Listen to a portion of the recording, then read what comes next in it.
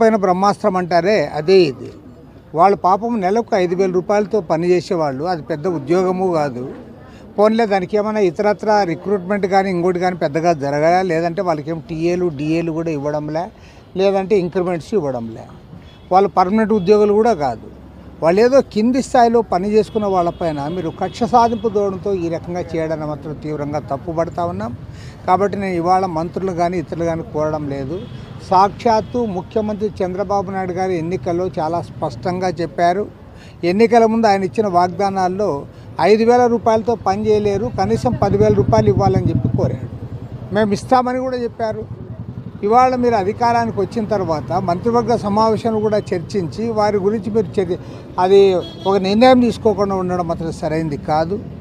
గతంలో వైఎస్ఆర్ కాంగ్రెస్ పార్టీలో ఎమ్మెల్యేలుగా, మంత్రులుగా, ఎంపీలుగా పనిచేసిన వాళ్ళు మీకు పనికొస్తారు. అదే కింది స్థాయి